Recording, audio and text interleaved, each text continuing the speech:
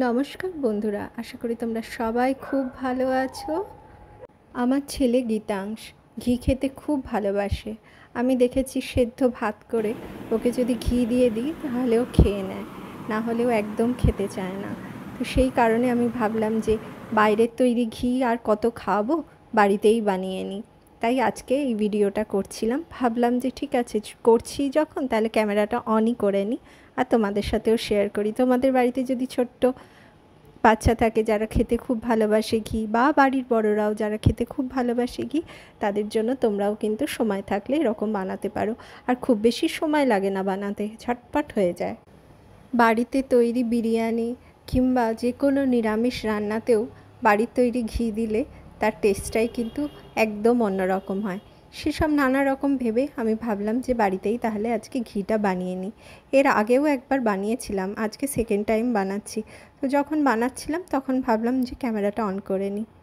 ঘিয়ের কালারটা জানো তো অনেকটা ডিপেন্ড করে হচ্ছে দুধটার ওপরে, মানে গরুর দুধ না প্যাকেট দুধ না মোষের দুধ, এটার ওপরে একটা কালারটা ডিপেন্ড করে। আমি আজকে যে ঘিটা বানাচ্ছি সেটা হচ্ছে আমুলের ফুল ফ্যাট মিল্ক যেটা পাওয়া যায় সেটা থেকে বানাচ্ছি। আমি প্রথমে 10 দিন আগে থেকে সংগ্রহ করছি সরটা। আজকে দেখিয়ে দিচ্ছি কিভাবে সরটা সংগ্রহ করতে হয়। তো প্রথমে আমি সরটাকে সংগ্রহ করে নিয়ে 10 দিন ধরে জমিয়ে রেখে দিয়েছিলাম ফ্রিজের মধ্যে। তারপরে আজকে আরেকবার ফ্রেশ এই সরটাকে তুলে নিয়ে তারপরে একসাথে বানাচ্ছি। Amul full fat milk 1 litre নিয়ে সেটাকে যদি ভালো করে ফোটানো হয়, তারপরে যে সরটা পড়বে ওর ওপরে, সেটাকে সংগ্রহ করে 7 দিন জমিয়ে রাখলেও কিন্তু অনেকটাই ঘি হয়। কিন্তু আমার একটু হাতের সমস্যা রয়েছে বলে আমি আরও কয়েকদিন পরে করছি। তো টোটাল 10 দিনের দুধ দিয়ে থেকে যে সরটা এসেছে, মানে 10 লিটার দুধ থেকে যে সরটা এসেছে সেটা থেকেই আজকে আমি বানাচ্ছি। প্রথমে আমি সরটাকে নিয়ে একটা মিক্সি জারের মধ্যে দিয়ে দিলাম। তারপরে বেশ কিছুক্ষণ ধরে মিক্সিটাকে আমি চালিয়ে দিলাম। এরপর ধীরে ধীরে এর মধ্যে জল অ্যাড করলাম। 3 বার আমি জল অ্যাড করেছি, করে মিক্সিটাকে ভালো করে চালাতে শুরু করলাম। বেশ ধীরে ধীরে কিছুটা জল অ্যাড করে বারবার মিক্সি চালালে একটা সময় আসবে, দেখবে যে পুরো বাটারটা না এক জায়গায় জড়ো হয়ে গেছে, যেমন এরকম তোমরা স্ক্রিনে দেখতে পাচ্ছ। আমি যেভাবে করছি এই প্রসেসটা ফলো করলেই কিন্তু হয়ে যায়, খুব সোজাভাবে তৈরি হয়ে যায়। যে কেউ করতে পারে, যে কেউ করতে পারে। আমরা অনেক সময় ভাবি না শহরের বুকে থেকে আমরা কি করে বাড়ির তৈরি ঘি খাবো। এইভাবে যদি কেউ বানায় না, তাহলে সে বাড়িতে বসেই বাড়ির তৈরি ঘি খেতে পারবে। এখন যেটা দেখছো সেটা হচ্ছে যে বাটার।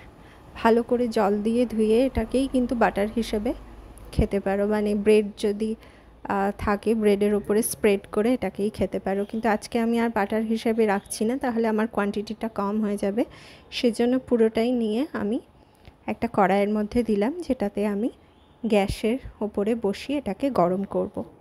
আমি জানো তো বন্ধুরা, প্রথমে খুব ভয় পেয়েছিলাম যখন ফার্স্ট টাইম বানিয়েছিলাম। ভীষণ ভয় পেয়েছিলাম, ভেবেছিলাম সবই হয়তো পুড়ে টুড়ে যাবে, জ্বলে যাবে, আমি বানাতেই পারবো না। কিন্তু করতে করতে দেখলাম যে আমি করে ফেলেছি। তো প্রথমবারে আর আমি ভিডিওটা বানাইনি, আজকে সেকেন্ড দিন যখন বানাচ্ছি আজকে তোমাদের সাথে শেয়ার করছি। খুব সোজাভাবে এটা হয়ে যায় জানো তো বন্ধুরা। যতবার সম্ভব এই বাটারটাকে জল দিয়ে ধুয়ে নিতে হবে, পরিষ্কার জল দিয়ে যতটা সম্ভব। আমি এখানে কিন্তু ঠান্ডা জল ইউজ করছি। দেখো দুধের মতন অংশটা কিন্তু বেরিয়ে যাচ্ছে। কিন্তু একটা কথা জানো তো বন্ধুরা, এর কোনো অংশটাই কিন্তু ফেলা যায় না। মানে দইয়ের ছাঁচ হিসেবে খাওয়া যায়, পনির হিসেবে খাওয়া যায়, আবার বাটার বা ঘি হিসেবেও কিন্তু এটাকে খাওয়া যায়। সেজন্য এই যে সরটা থেকে আমরা ঘি তৈরি করছি, এই প্রসেসে যা যা থাকবে কোনো জিনিসই কিন্তু ফেলা যায় না। আমি যতটা সম্ভব ধুয়ে নিয়েছি যাতে কাঁচের পরিমাণটা অনেকটা কম থাকে। গ্যাসটাকে মিডিয়াম আঁচের মধ্যে দিয়ে কন্টিনিউয়াস এটাকে হাত দিয়ে নেড়ে যেতে হবে, মানে খুন্তি দিয়ে বা কাঁচি দিয়ে এটাকে কন্টিনিউয়াস নেড়ে যেতে হবে যাতে ধরে না যায়। কিছুক্ষণের মধ্যেই দেখা যাবে যে কালারটা চেঞ্জ হচ্ছে, যেমন দেখা যাচ্ছে স্ক্রিনে। ঠিক এইভাবে করলেই যে কেউ করতে পারবে। এখন একটা সুন্দর সুগন্ধি বা অ্যারোমা আসা শুরু হয়ে গেছে। জানো তো বন্ধুরা, মাত্র 10 থেকে 15 মিনিট সময় লাগলো এই কালারটা চেঞ্জ হতে। আসলে এটা অনেকটা পরিমাণটার উপরেও নির্ভর করে। আমার তো 10 দিনের জমানো বাটার, দেখো কি সুন্দর একটা থকথকে মতন হয়ে গেছে। এরপরে কিন্তু এটাকে আরও কিছুক্ষণ ফোটাতে হবে। ওই যে আগেই বললাম, মিডিয়াম ফ্লেমে এটাকে করে যেতে হবে, আর সব সময় এটা কারচিটা নেড়ে যেতে হবে। দেখো সুন্দর একটা গোল্ডেন কালার চলে এসেছে। এটা আরও কিছুটা ফুটবে, যে ওপরে একটা বাবলের মতন আসছে, এটা মানে এটা হয়ে গেছে। এখন এইটাকে ঘিটাকে নামিয়ে রাখা যায়, কিন্তু আমি আরেকটু করছি। তার কারণ হচ্ছে যে গরমের দিন পড়েছে তো এখানে, তাই একটু বেশি ফুটিয়ে নিচ্ছি। তবে এই পর্যায়ে রেখে এটাকে বন্ধ করে দিলেও কিন্তু হবে। এবার গ্যাসের ফ্লেমটাকে বন্ধ করে আমি এটাকে ঠান্ডা করতে দিলাম। আমার হাতের সময় বেশি নেই বলে আমি ফ্যান চালিয়ে এটাকে ঠান্ডা করতে দিয়েছি। ঠান্ডা হয়ে যাওয়ার পরে এটাকে ছেঁকে নিয়ে একটা বোতলের মধ্যে আমি ভরে রাখছি। আমি এখানে কাঁচের বোতল নিয়েছি। তবে এই ঘিটা কিন্তু খুব ভালো করে ঠান্ডা করতে হবে। ঠান্ডা না করে বন্ধ করে রাখলে জিনিসটা নষ্ট হয়ে যাবে। আর এটা ফ্রিজে রাখার দরকার নেই, বাইরেই অন্ততপক্ষে 1 থেকে 2 মাস এটা তো থাকবেই, কোনো অসুবিধে নেই। আমি এর মাঝে ছেলেকে ঘুম পাড়িয়েও নিলাম। এবারে আমি ঘিটাকে একটা জারের মধ্যে রেখে দিচ্ছি। বন্ধুরা, আজকে তাহলে আমি এখানেই শেষ করব। ভালো থেকো, সুস্থ থেকো, আর কমেন্ট করে জানিও অবশ্যই আমার এই ভিডিওটা কেমন লাগলো তোমাদের, আর আমার বাকি ভিডিওগুলো কেমন লাগছে তোমাদের সেটাও অবশ্যই জানিও।